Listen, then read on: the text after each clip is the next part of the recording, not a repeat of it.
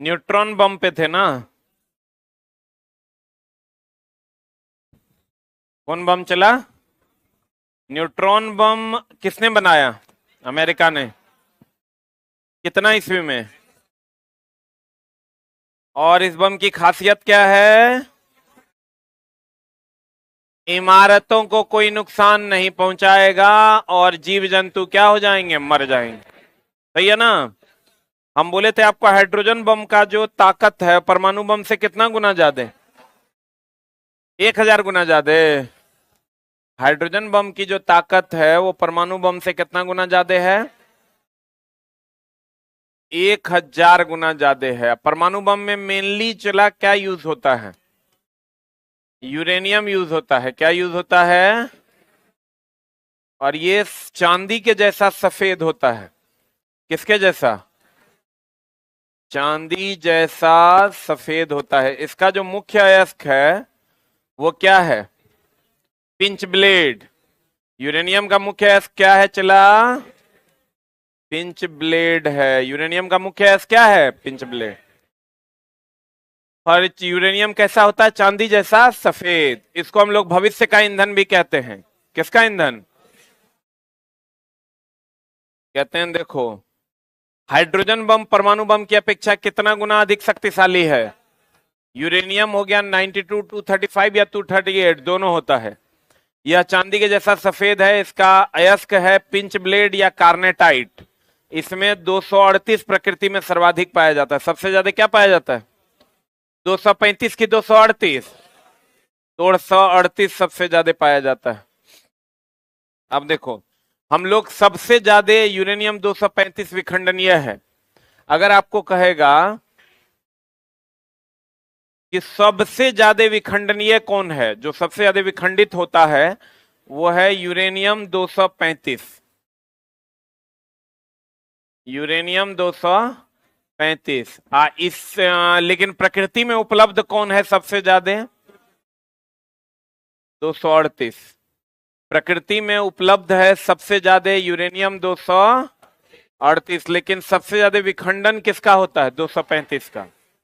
तो सबसे ज्यादा उपयोगी कौन है लेकिन उपलब्ध कौन है? 238। कहते हैं यूरेनियम 235 विखंडनीय है। इसका उपयोग नाभिकीय ईंधन के रूप में, इसका उपयोग नाभिकीय विखंडन बमों को बनाने में किया जाता है। जापान के हिरोशिमा और नागासाकी शहरों पर गिराए जाने वाले बम क्रमशः कौन कौन थे? यूरेनियम और प्लूटोनियम ना। हिरोशिमा पर गिराया गया था 235 और नागासाकी पर 239। अब देखो, परमाणु रिएक्टर। ध्यान देना चला, परमाणु रिएक्टर क्या है? परमाणु रिएक्टर से हम लोग मेनली बिजली पैदा करते हैं। क्या पैदा करते हैं? आपको कहेगा ये बिजली पैदा कैसे होती है गुरुजी? तो बिजली देखो कैसे पैदा होती है। जनरेटर को घुमाते हैं तो बिजली पैदा होती है। जनरेटर को जब हम लोग घुमाते हैं चला जी, तो क्या पैदा होती है? बिजली पैदा।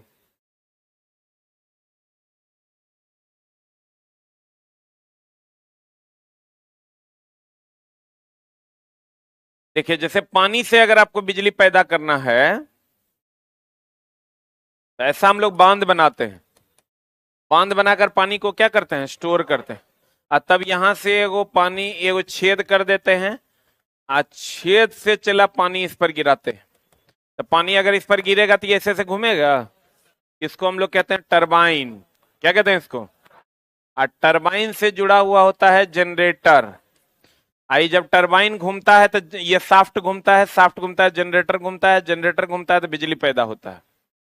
ये करंट पैदा होता है। ये मामला है। जब इस पर आप पानी गिराइएगा ना तो पानी गिरने के बाद ही घूमेगा टरबाइन। टरबाइन जब घूमेगा तो ये साफ्ट घूमेगा। आई साफ्ट घूमेगा, जनरेटर घूमेगा, जनरेटर घूमेगा तो बिजली पैदा हो। बोलन रे। जैसे आप गांव घर में देखते होंगे, यहां पर इंजन लगा होता है। इंजन से यहां डायनमो यानी जनरेटर कनेक्टेड होता है। जब इंजन घूमता है, जनरेटर घूमता है, जनरेटर घूमता है तो बिजली मिलती है। आप गांव घर में जो जनरेटर आप देखते हैं तो ये वाला पार्ट जनरेटर और ये वाला पार्ट इंजन है। बोलन रे। तो जब इंजन घूमता है तो जनरेटर घूमता है, जनरेटर घूमता है तो क्या पैदा होता है? बिजली पैदा होता है। यही मामला है। अब चला, भाप से भी हम लोग बिजली पैदा करते हैं। ये तो पानी से बिजली पैदा करना हो गया, इंजन से बिजली पैदा करना हो गया, भाप से भी हम लोग बिजली पैदा करते हैं। कैसे? पहले आप यहां पर बॉयलर ले लीजिए। क्या ले लीजिए? आप बॉयलर के पानी को आग लगाकर आग से गर्म कीजिए। आग से क्या कीजिए? यहां से भाप निकले, पानी एकरा में डाला हुआ है तो पानी डाला हुआ है तो भाप निकलेगा। तो भाप को लेके चले जाइए फिर टरबाइन पे। कहां पर? टरबाइन जब घूमेगा तो फिर जनरेटर घूमेगा, आज जनरेटर घूमेगा तो बिजली मिलेगा। नहीं समझे? पानी को गर्म किए बॉयलर में, आग गर्म करने के बाद ये भाप यहां लेके गए तो भाप से ही टरबाइन चलता है। वहां पानी से चल रहा था, यहां किससे चलता है? भाप से। ये टरबाइन जब चलता है तो जनरेटर को चलाता है, जनरेटर जब चलता है तो क्या पैदा होता है? बिजली। बोलो। तो चला, ये पानी को गर्म करने के लिए यहां पर पर्याप्त बहुत अधिक मात्रा में कोयले की खपत होती है। हमारे यहाँ किसकी खपत होती है? कोयला का। लेकिन अगर आप जो समुद्र के किनारे बचे बसे जो देश हैं, वो लोग यहाँ पर नाभिकीय रिएक्टर का प्रयोग करते हैं। हम लोग जो कहते थे कि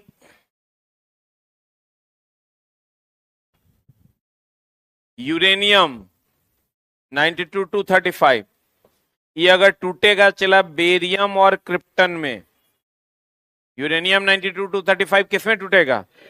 साथ में बहुत अधिक मात्रा में ऊष्मा निकालता है, और यही ऊष्मा से हम लोग पानी गर्म करते हैं।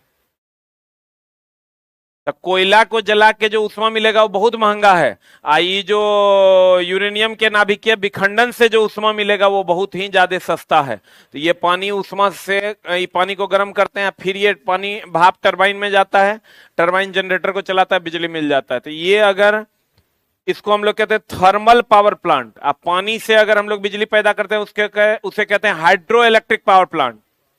बोलन रे, ये जितना एनटीपीसी सब है, एनटीपीसी में क्या होता है? वो थर्मल पावर प्लांट है। वहां कोयला को जलाया जाता है, जलाकर पानी गर्म किया जाता है, और पानी गर्म करने के बाद टरबाइन चलाया जाता है, टरबाइन चलने से जनरेटर चलता है, और जनरेटर चलता है तो क्या मिलता है? बिजली मिलता है। तो थर्मल पावर प्लांट में ऊष्मा पैदा करके बिजली पैदा की जाती है। हाइड्रो इलेक्ट्रिक पावर प्लांट में पानी के द्वारा बिजली पैदा की जाती है। बोलन रे।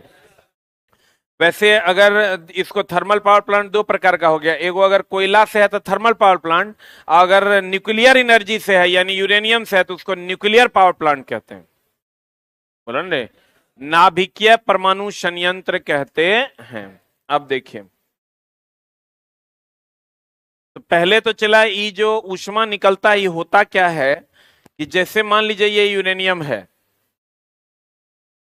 92-235, इस पर हम लोग एक न्यूट्रॉन से अटैक करवाते हैं, ये टूट जाता है बेरियम में, क्रिप्टन में, और साथ में ये 3 न्यूट्रॉन निकालता है। साथ में कितना न्यूट्रॉन निकालता है? और बहुत अधिक मात्रा में ऊष्मा उत्पन्न करता है। बहुत अधिक मात्रा में क्या उत्पन्न करता है? ऊष्मा। फिर से समझना। अरे राजस्थान कहाँ गया था तुम? घर चला गया? कैसे होगा?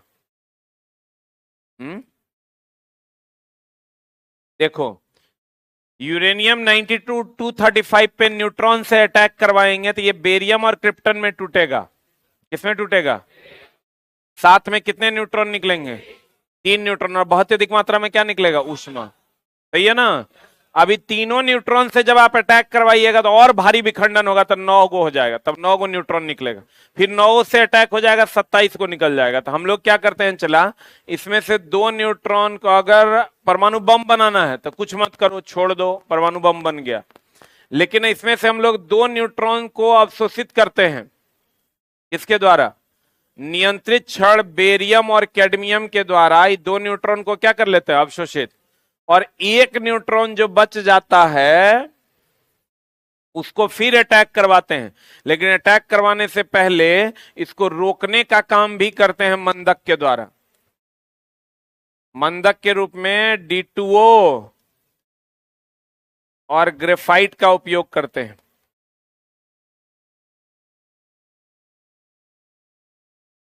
फिर से समझना, ये यूरेनियम 92-235 पे एक न्यूट्रॉन से अटैक करवाते हैं, बेरियम और क्रिप्टन में टूटता है, साथ में 3 न्यूट्रॉन निकलता है। तो तीनों न्यूट्रॉन से फिर अटैक करवा दोगे तो बहुत अधिक उष्मा निकलने लगेगा। इसमें से हम लोग 2 न्यूट्रॉन को अवशोषित कर लेते हैं बेरियम और कैडमियम की छड़ के द्वारा। इस छड़ का नाम नियंत्रित छड़ है। इस छड़ का नाम क्या है? नियंत्रित। नियंत्रित अगर 2 को नहीं अवशोषित करेगा तो परमाणु बम बन जाएगा, अनियंत्रित हो जाएगा। फिर एगो न्यूट्रॉन से इस पर अटैक करवाते हैं, तो जो एगो न्यूट्रॉन से अटैक करवाते हैं उसको भी धीमा करके अटैक करते हैं। धीमा करने के लिए मंदक का उपयोग करते हैं, मंदक के रूप में D2O और ग्रेफाइट का उपयोग करते हैं। और ये पूरा रिएक्टर को ठंडा करने के लिए, क्योंकि बहुत ज्यादा गर्म हो जाता है, इस पूरे रिएक्टर को ठंडा करने के लिए हम लोग सोडियम और पोटेशियम के द्रवित मिश्र धातु का उपयोग करते हैं। किसका उपयोग करते हैं? सोडियम और पोटेशियम के द्रवित मिश्र धातु का क्या करते हैं? उपयोग करते हैं, जो ये पूरे रिएक्टर को क्या करेगा? ठंडा करेगा। अब आपको क्वेश्चन क्या पूछेगा? कहेगा बताइए कि न्यूट्रॉन जो है ये ट्रिगर का काम करता है। न्यूट्रॉन किसका काम करता है? न्यूट्रॉन से जैसे ट्रिगर दबाओगे, जैसे अटैक करोगे, ये बेरियम क्रिप्टन में टूट के आपको उस्मान दे देगा। तो न्यूट्रॉन किसका काम करता है? ट्रिगर का। आपको कहेगा इसमें ट्रिगर का काम नाभिकीय, ये पूरा हो गया नाभिकीय रिएक्टर। ये पूरा क्या हो गया दोस्त?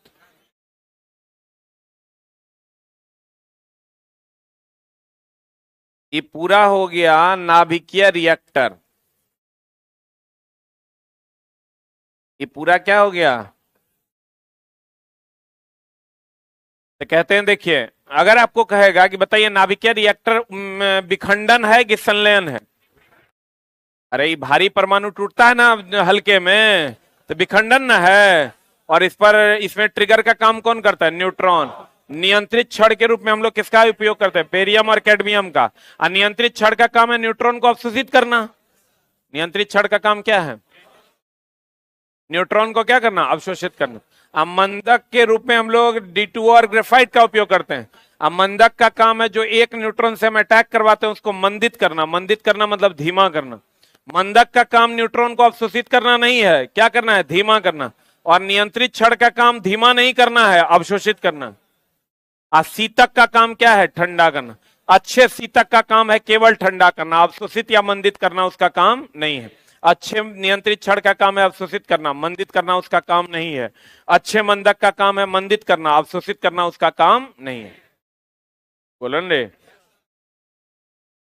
अब देखो, जिस रिएक्टर में D2O का उपयोग मंदक के रूप में किया जाता है उस रिएक्टर का नाम है स्विमिंग पूल रिएक्टर। कौन रिएक्टर?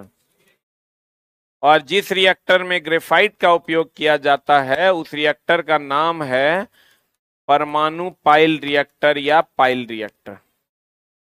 अगर आपको याद ना रहे तो D2O को भारी जल कहते हैं, तो जल होगा तो स्विमिंग पूल होगा, और ग्रेफाइट होगा तो परमाणु पाइल होगा। बोलन रे। तीन बताओ, ये पूरा का पूरा रिएक्टर, ये जो उष्मा मिला यही उष्मा चला बॉयलर को पानी गर्म करने में हम लोग दे देंगे। आई बॉयलर से भाप निकल के टरबाइन में जाएगा, टरबाइन जनरेटर को चला देगा, जनरेटर को चला देगा तो बिजली पैदा नहीं हो जाएगा? बोलो। खोजकर्ता इसके कौन थे? परमाणु रिएक्टर या नाभिकीय रिएक्टर के बात है चला। इसका निर्माण नियंत्रित नाभिकीय विखंडन अभिक्रिया है कि अनियंत्रित है? अनियंत्रित है। इसमें 2 न्यूट्रॉन को हम अवशोषित कर लेते हैं तो ये नियंत्रित हो जाता है। अगर तीनों से अटैक करवाएंगे तो अगला बार में 3 को निकलेगा, फिर 9 को निकलेगा, फिर अगला बार में 27 को निकलेगा। तो हम लोग कितने 2 न्यूट्रॉन को अवशोषित करके इसको नियंत्रित करते हैं कि अनियंत्रित है? यही कभी कभार अनियंत्रित हो जाता है, नहीं अवशोषित कर पाता है, तो वही बन जाता है परमाणु बम का रूप लेने लगता है। तो उसको जो है समुद्र में डाल दिया जाता है। जो समुद्र किनारे बसे शहर हैं उसको अगर ये तीनों न्यूट्रॉन मान लीजिए अवशोषित नहीं कर पाया और ज्यादा न्यूट्रॉन से अटैक होने लगा तो उसको समुद्र में क्या करता है? डंप कर देता है। डंप कर देगा तो फिर उसका कोई उपयोग नहीं रह जाएगा। इनका निर्माण नियंत्रित नाभिकीय विखंडन अभिक्रिया पर किया जाता है। भारत का सबसे बड़ा परमाणु संयंत्र कहाँ है? तारापुर परमाणु पावर स्टेशन है। प्रथम परमाणु रिएक्टर एनरिको फर्मी की देखरेख में कितना में बना था? 1942। अमेरिका के शिकागो विश्वविद्यालय में बनाया गया था। आप समझिए, जब हम लोग देश की आजादी की जंग लड़ रहे थे, अंग्रेजों से लड़ रहे थे, तब अमेरिका क्या कर रहा था? परमाणु बम बना रहा था। समझ रहा है? कैसे नहीं होगा वो लोग हमसे आगे। जब हम लोग तो 1947 में आजाद हुए, इस टाइम तो अंग्रेज पूरा हावी था, नहीं था? आंदोलन भी लगभग कुछ हो रहा था, लेकिन चला उस टाइम अमेरिका क्या कर रहा था? परमाणु बम बना रहा था। परमाणु बम हम लोग कब बनाए? 74 में। यानी लगभग जो है परमाणु रिएक्टर बना रहा था, हम लोग बनाए 74 में ना, तो समझो 30 साल 35 साल बाद हम लोग जो है वही काम किया। नाभिकीय रिएक्टर में नाभिकीय ऊर्जा को किस ऊर्जा में बदल देता है? ऊष्मा ऊर्जा में। देखो यहां पर गौर फरमाइएगा।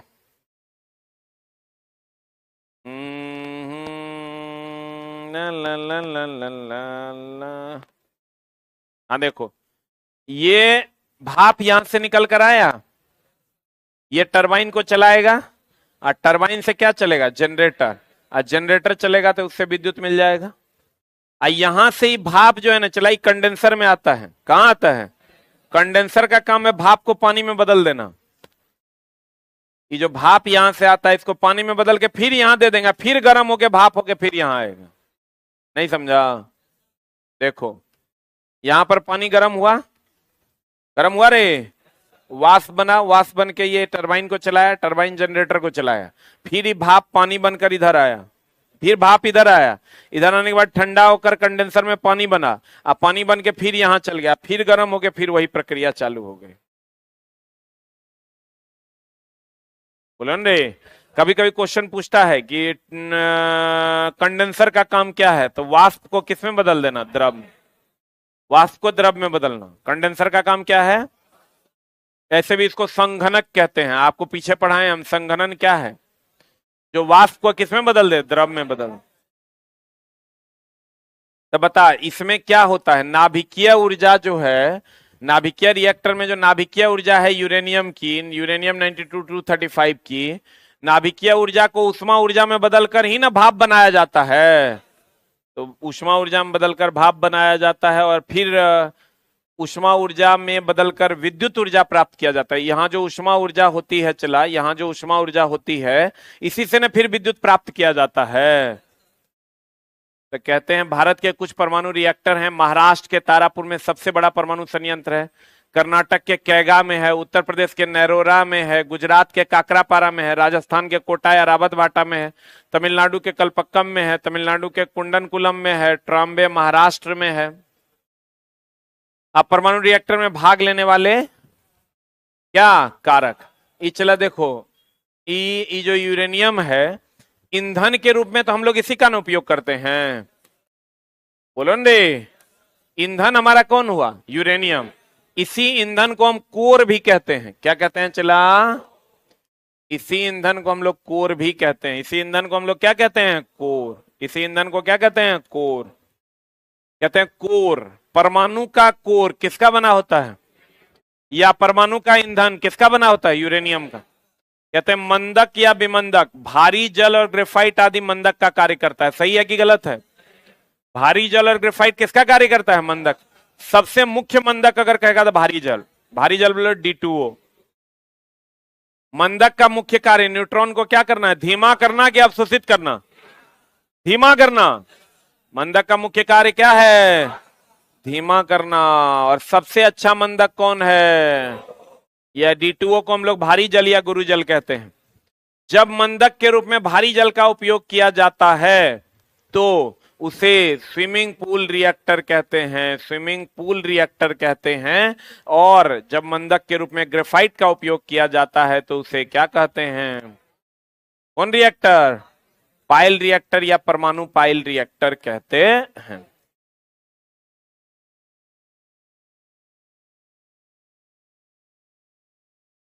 देखो यही चला न्यूक्लियर रिएक्टर है। यह नियंत्रित छड़ हो गया जो न्यूट्रॉन को अवशोषित करेगा। यहां से जब हीट आएगा तो ये पानी को वाष्प बना देगा, वाष्प बनाएगा, टरबाइन चलाएगा, जनरेटर चलेगा तो क्या मिलेगा? बिजली मिलेगा। और ये कंडेंसर है जो फिर ये वाष्प को पानी में बदल के फिर यहां भेज देता है। बोरोन तथा कैडमियम की छड़ को कौन छड़ कहते हैं? नियंत्रित छड़। या न्यूट्रॉन को अवशोषित करता है कि मंदित करता है? क्या करता है? देखिए, हर रिएक्टर में जर्कोनियम का होना अनिवार्य है। हर रिएक्टर में किसका होना अनिवार्य है? जर्कोनियम। क्यों? क्योंकि ये न्यूट्रॉन को अवशोषित करता है। न्यूट्रॉन को क्या करता है? एगो सेफ्टी समझ लो ये, कि न्यूट्रॉन अगर अवशोषित होगा तो परमाणु बम कभी नहीं ना बनेगा न्यूक्लियर रिएक्टर। तो हर रिएक्टर में जर्कोनियम का होना अनिवार्य है। जर्कोनियम एक ऐसा धातु है जो ऑक्सीजन तथा नाइट्रोजन दोनों में जलते हैं एवं इसमें न्यूट्रॉन को अवशोषित करने का गुण पाया जाता है। अतः किसी भी नाभिकीय रिएक्टर में किसका होना आवश्यक है?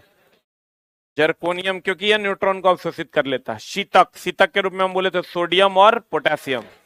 शीतक के रूप में उसका काम केवल ठंडा करना है कि न्यूट्रॉन को अवशोषित और धीमा करना? कहता है सोडियम तथा पोटेशियम के द्रवित मिश्र धातु किसका काम करते हैं? शीतक का। अच्छे शीतक में न्यूट्रॉन अवशोषित करने की क्षमता, उसका काम है केवल ठंडा करना। अब देखो, फिर से हम समझा देते हैं, बढ़िया से समझ लो। न्यूक्लियर रिएक्टर,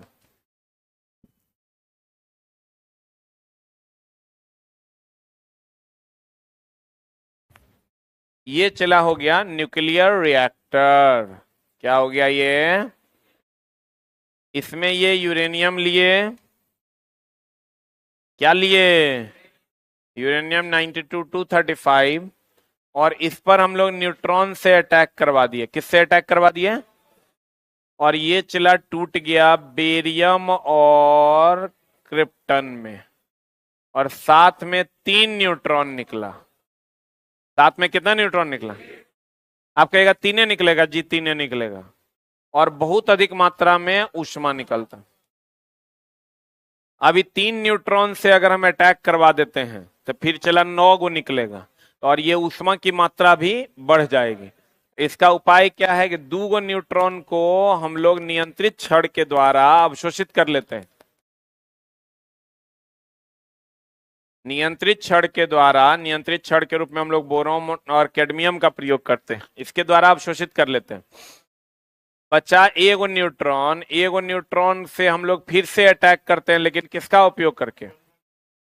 जगह जगह पर मंदक का उपयोग कर लेते हैं। अब मंदक के रूप में हम लोग D2O और ग्रेफाइट का उपयोग कर लेते हैं। मंदक के रूप में किसका उपयोग करते हैं? D2O और ग्रेफाइट का उपयोग कर लेते हैं, जिसका काम है न्यूट्रॉन को क्या करना? धीमा करना। न्यूट्रॉन को क्या करना? धीमा करना। उसके बाद चला हम लोग इसमें डाल देते हैं सोडियम और पोटेशियम। क्या डाल देते हैं? उसके बाद हम लोग इसमें डाल देते हैं सोडियम और पोटेशियम। इसका काम है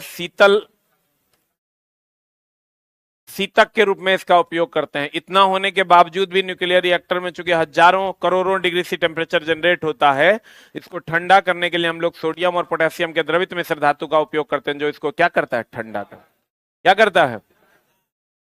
अब इस शीतक का काम है ठंडा करना, इसका काम न्यूट्रॉन को अवशोषित करना नहीं है। लेकिन न्यूक्लियर रिएक्टर में हम अपनी सेफ्टी के लिए जर्कोनियम का उपयोग करते हैं। जर्कोनियम जलता तो है, लेकिन इसमें एक गुण है, अगर मान लो बोरोन और कैडमियम की मिस भी कर जाता है, न्यूट्रॉन को अवशोषित करने में खराब हो जाता है, खत्म हो जाता है, तो जर्कोनियम एक ऐसा पदार्थ है जो हमेशा न्यूट्रॉन को अवशोषित करने का काम करेगा। तो बहुत जल्दी बहुत बड़ा डेंजर नहीं होगा, अगर डेंजर होगा भी तो धीरे धीरे होगा। इसीलिए न्यूक्लियर रिएक्टर में किसका होना अनिवार्य है? जर्कोनियम। और न्यूट्रॉन जो है वो एक प्रकार का ट्रिगर का काम करता है। इसलिए ट्रिगर का काम करता है क्योंकि न्यूट्रॉन से अटैक करवाइएगा तभी नहीं ऊष्मा का निर्माण होगा। तो इसीलिए न्यूट्रॉन किसका काम करता है? ट्रिगर। किसका काम करता है? ट्रिगर का काम करता है। उम्मीद करते हैं आप लोग समझ गए होंगे। बोलन रे, कहीं पर जगह है तो फिगरवा बना दो, एक ही फिगर से आपका सारा काम हो जाएगा।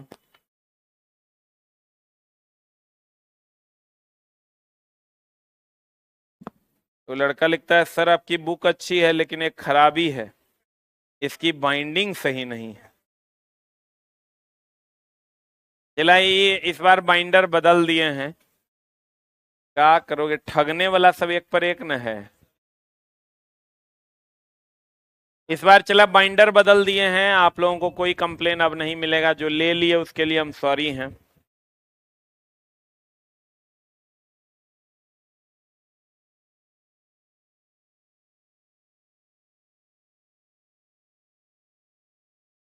जल्दी बनाओ।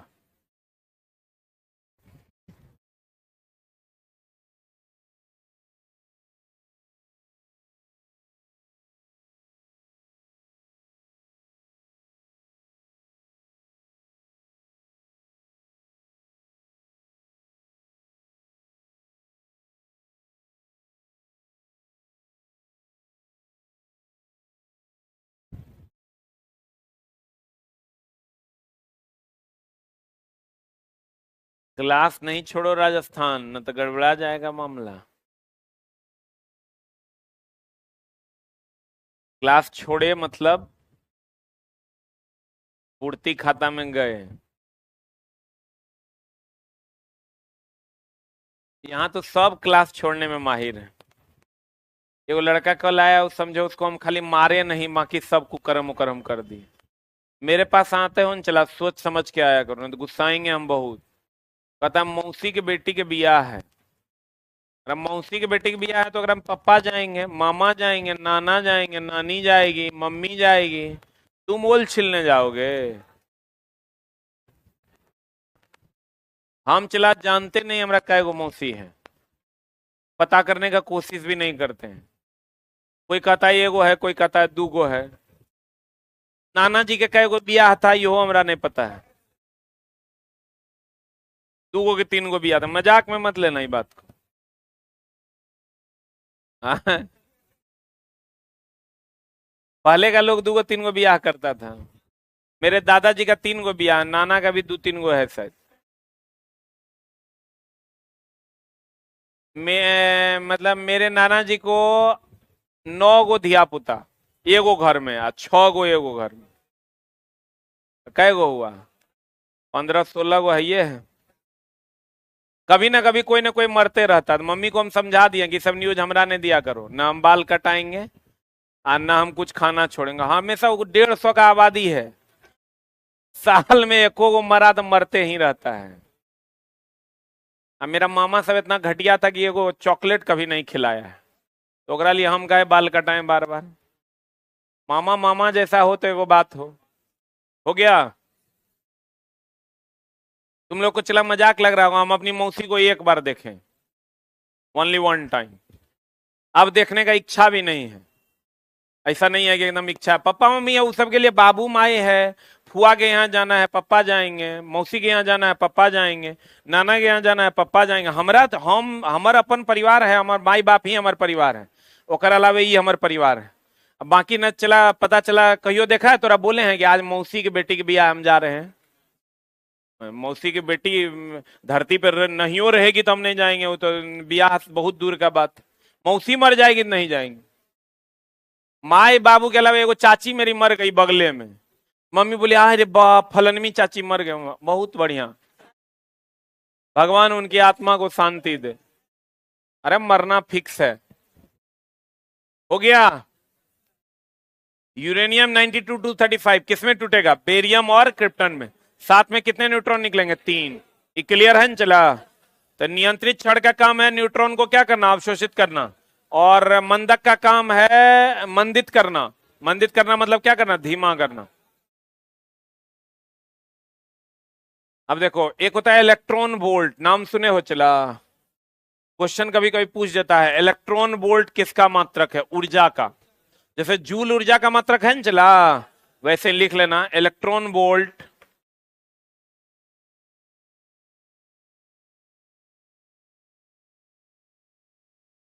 इलेक्ट्रॉन वोल्ट ऊर्जा का मात्रक है।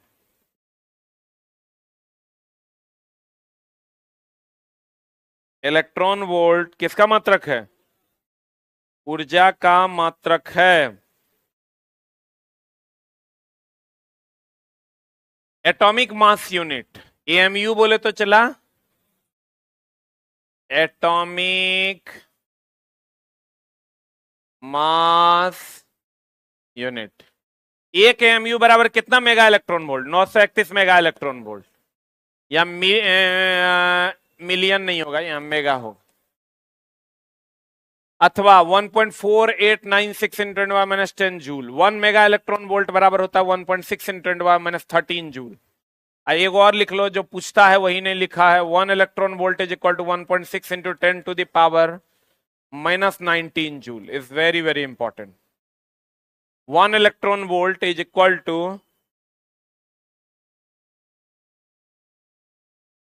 1.6 into 10 to the power -19 joule. Electron volt किसका मात्रक है? ऊर्जा का। किसका मात्रक है? अब देखो, फास्फोरस 32 का नाम सुने हो? समस्थानिक का चिकित्सीय उपयोग रक्त विकार तथा ल्यूकीमिया के उपचार में करते। ल्यूकीमिया एक प्रकार का कैंसरस डिजीज है। चर्म रोग के उपचार में प्रयोग किया जाने वाला रेडियो आइसोटोप कौन है? Radio phosphorus. कौन फास्फोरस चला? चमड़ा उद्योग को रोग के उपचार में हम लोग रेडियो फास्फोरस का उपयोग करते हैं। अब एक होता है चला समृद्ध यूरेनियम। ये क्या होता है चला? कौन यूरेनियम? समृद्ध यूरेनियम। समृद्ध यूरेनियम कहते हैं चला यूरेनियम 235 को। आप कहिएगा ऐसा क्यों चला? यूरेनियम दो प्रकार का है, आपको भी पता है। यूरेनियम 92 235, एक है यूरेनियम 92 238। यही दो है। एक है यूरेनियम 92 235, एक है यूरेनियम 92 238। बोलो हाँ या ना। अब एक बात बताइए चला जी कि यूरेनियम 92 235 से ना धीमी गति से भी अगर न्यूट्रॉन का अटैक करवाइएगा, कौन गति से चला, तो आपको बहुत तेजी से बेरियम और क्रिप्टन में ये टूट जाएगा और तेजी से उष्मा देने लगेगा। लेकिन इससे जो है ना बहुत तेजी से भी न्यूट्रॉन का अटैक करवाइएगा तो भी बेरियम और क्रिप्टन में टूटेगा। देखो, इसमें धीमी गति से न्यूट्रॉन का अटैक करवाइएगा तो ये बेरियम और क्रिप्टन में टूटेगा, और इसमें तेजी से अटैक करवाइएगा तब ये बेरियम और क्रिप्टन में टूटेगा। मतलब बहुत अधिक मात्रा में अटैक करवाइएगा तब ये बेरियम और क्रिप्टन में टूटेगा। हमारे लिए ज्यादा बढ़िया कौन है? 235 की 238? 235 है ज्यादा बढ़िया कि धीमी गति से भी अटैक करवाएंगे तो बेरियम और क्रिप्टन में टूट जाएगा। बोलो रे। तो इसीलिए इस यूरेनियम को हम लोग कौन यूरेनियम कहते हैं? समृद्ध। समृद्ध यूरेनियम है यूरेनियम 235, क्योंकि इस पे धीमी गति से भी अटैक करवाने से यह बेरियम और क्रिप्टन में टूटकर बहुत अधिक मात्रा में क्या देता है? ऊष्मा देता है। जबकि 238 जो है यह समृद्ध यूरेनियम नहीं है, क्योंकि इस पे तेजी से करवाएंगे तब ऐसा होगा। जिस यूरेनियम में यूरेनियम 235 की मात्रा अधिक होती है उसे हम लोग कौन यूरेनियम कहते हैं? समृद्ध यूरेनियम कहते हैं। यूरेनियम 235 के नाभिक का विखंडन मंद न्यूट्रॉन के टक्कर से ही हो जाता है। बोलो ने, ये जो बेरियम और क्रिप्टन में टूटेगा तो धीमी गति से ही अटैक करवाइएगा तो हो जाएगा। फिर कहता है परंतु यूरेनियम 238 के नाभिक का विखंडन मंद न्यूट्रॉन द्वारा नहीं हो पाता है। अतः परमाणु बम बनाने के लिए हम लोग किसका उपयोग करते हैं? यूरेनियम 235। यूरेनियम 238 जो है इसका नाभिकीय विखंडन धीमी गति से नहीं होगा। इसके लिए हमको चाहिए जोरदार न्यूट्रॉन, तीव्र गति का न्यूट्रॉन। फिर उसको बैलेंस करना भी क्या होता है? मुश्किल होता है। प्रकृति में यूरेनियम 235 की मात्रा बहुत कम है, अतः विखंडनीय यूरेनियम में यूरेनियम 235 की मात्रा कृत्रिम रूप से बढ़ाई जाती है और इसे समृद्ध यूरेनियम कहते हैं। किसको समृद्ध यूरेनियम कहते हैं? 235 की 238। यूरेनियम 235 के एक नाभिक के विखंडन से कितना एमयू द्रव्यमान की क्षति होती है? हाँ, एक होता है चला साइक्लोट्रॉन को लड़का समझता है ना कि इलेक्ट्रॉन को त्वरित करने वाला साइक्लोट्रॉन, नहीं, साइक्लो इलेक्ट्रॉन। तो लड़का पूछता है इलेक्ट्रॉन को त्वरित करेगा? नहीं, ये किसको त्वरित करता है? प्रोटॉन। आपको पूछेगा प्रोटॉन, प्रोटॉन बोले तो प्लस की माइनस, अब प्लस बोले तो अल्फा की बीटा? अल्फा ना।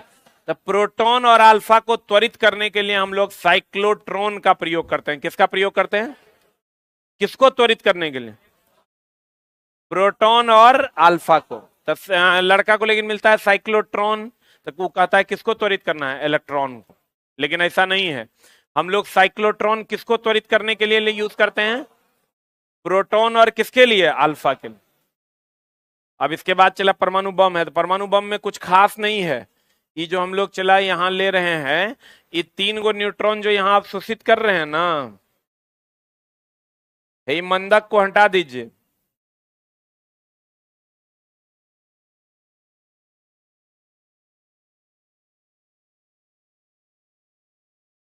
मंदक हटा दीजिए, न्यूट्रॉन से अटैक कीजिए, इसको भी हटा दीजिए। शीतक का भी कोई काम नहीं है। अभी जब 3 न्यूट्रॉन से अटैक होगा, चला कितना न्यूट्रॉन से, अब फिर 3 न्यूट्रॉन से हो जाएगा तो ये 9 हो जाएगा, 9 से कितना हो जाएगा 27। तो ये चेन जो है वो नियंत्रित है कि अनियंत्रित है? तो चला अभी हो गया परमाणु बम, जर्कोनियम भी हट जाएगा। क्या करेंगे न्यूट्रॉन अवशोषित करके? अब तो अनाधून जब अटैक करना है तो अनाधून करना है, बोलो रे। ये हो गया चला तुम्हारा परमाणु बम। तो ये भी नाभिकीय विखंडन की संलयन।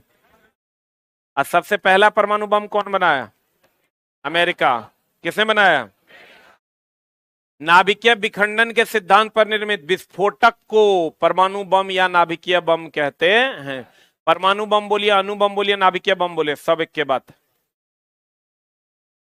परमाणु बम बनाने के लिए भारी वाले परमाणुओं प्रायः 235 यूरेनियम 235 और प्लूटोनियम 239 का प्रयोग किया गया था। हिरोशिमा पर और कहां पर? नागासाकी। यह अनियंत्रित श्रृंखला अभिक्रिया है कि नियंत्रित है?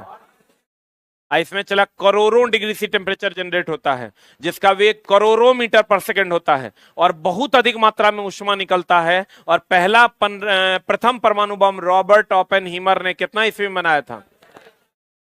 इसके विस्फोट के समय तीव्र चमक, हजारों वायुमंडलीय दाब के बराबर दाब, प्रचंड हवा का झोंका उत्पन्न हो जाता है और इसका ताप कितना डिग्री सी? 10⁵ होगा तो 1 लाख, 6 होगा तो 10 लाख और 7 होगा तो 1 करोड़ डिग्री सी तक पहुंच जाता है। और भारी मात्रा में रेडियो एक्टिव विकिरण अल्फा, बीटा और गामा वातावरण में फैल जाते हैं। इसका प्रभाव दीर्घ काल तक क्या रहता है? बना रहता है। पहला परमाणु बम किसने बनाया था? रॉबर्ट ओपेनहीमर ने। कितना ईस्वी में? 1945। अब पहला परमाणु रिएक्टर बनाया गया था 1942 में, इससे 3 साल पहले। और वो था पहला परमाणु रिएक्टर एनरिको फर्मी की देखरेख में बना था। कितने ईस्वी में? 1942 में। अब पहला परमाणु बम बना था ओपेनहीमर की देखरेख में, कितना ईस्वी में? 1945। तब ना 6 अगस्त 1945, 9 अगस्त 1945 को परमाणु बम गिराया गया था। जबकि परमाणु रिएक्टर कितना में बन गया था? 1942 में। कितना में? कितना में? एक लाइन लिखिएगा।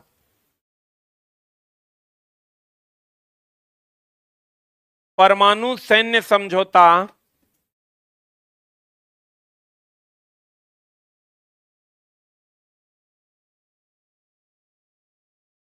परमाणु सैन्य समझौता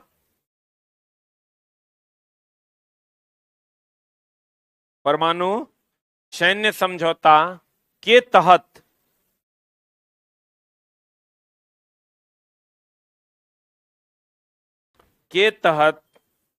लिया गया यूरेनियम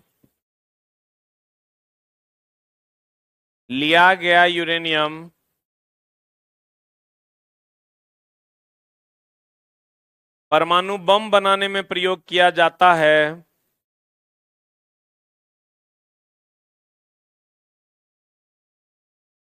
परमाणु बम बनाने में प्रयोग किया जाता है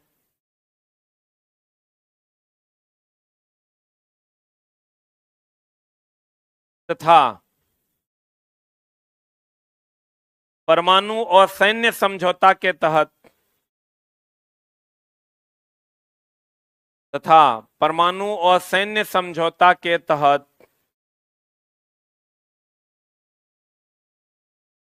लिया गया यूरेनियम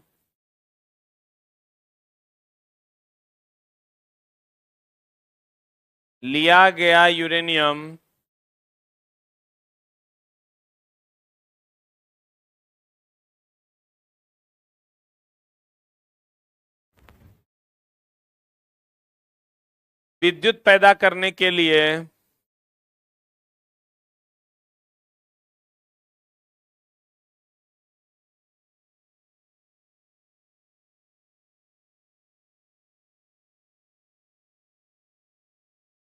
उपयोग में लाया जाता है। विद्युत पैदा करने के लिए उपयोग में लाया जाता है। परमाणु सैन्य समझौता के तहत अगर लिया जाएगा तो उसके परमाणु बम बनाएंगे, और सैन्य समझौता के तहत अगर लिया जाएगा तो क्या उत्पन्न करेंगे? सैन्य समझौता मतलब हथियार बनाने के लिए, और सैन्य समझौता मतलब देश के विकास के लिए। बोलो न रे। तो जितने भी लोगों ने चला यूरेनियम खरीदा है और सैन्य समझौता के तहत, और उन्होंने फिर परमाणु बम उसका बना लिया। तो कहने का मतलब यह हुआ कि परमाणु बम होगा तो नियंत्रित क्यों अनियंत्रित? आप बोरोन और कैडमियम की छड़ को नियंत्रित छड़ कहते हैं, जो न्यूट्रॉन को क्या करता है? अवशोषित करता है। मंदक के रूप में D2 और ग्रेफाइट का उपयोग करते हैं, उसका काम है न्यूट्रॉन को धीमा करना। जर्कोनियम न्यूट्रॉन को अवशोषित करता है, और सोडियम और पोटेशियम के द्रवित मिश्र धातु का उपयोग शीतक के रूप में किया जाता है। यही ना बात है। पहला परमाणु बम बना था 1945 में, ओपेनहीमर ने बनाया था। अब पहला परमाणु रिएक्टर 1942 में एनरिको फर्मी ने बनाया था। परमाणु बम, अणुबम, नाभिकीय बम सब एक के हैं। बोलो न रे। क्लियर है? सब समृद्ध यूरेनियम, यूरेनियम 235 को कहते हैं, क्योंकि इसमें धीमी गति से भी न्यूट्रॉन का अटैक करवाइएगा तो ये बेरियम और क्रिप्टन में क्या होगा? टूट जाएगा। 238 जो है वो समृद्ध यूरेनियम नहीं है। क्लियर है? समझ में आया कि नहीं आया? पक्का? चलिए आज की कार्रवाई को हम लोग यहीं तक रखते हैं। 11,000 ये ला ही नहीं पाएगा, तो हमको पता है चला पहले से। स्टूडेंट को हरा के हम जीत थोड़े सकते हैं चला, वो ऑलरेडी बच्चा है। अरे लाया है, लाया तो ले लो 11,000। तब खाली हंसेगा ना।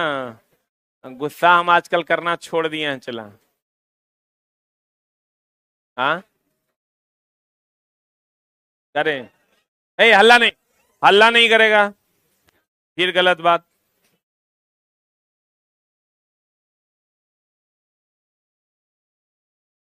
ऑनलाइन वालों को भी दिखा देते हैं ऑफलाइन में हमारा क्या जलवा है। हम लोग से भी कुछ कुछ बच्चा पढ़ लेता है। सर आपकी बात पापा से मार खिलवा देता है। मैं भी बोला कि कोई मर जाए मैं घर नहीं आऊंगा, घर गया तो बाप बहुत मारा।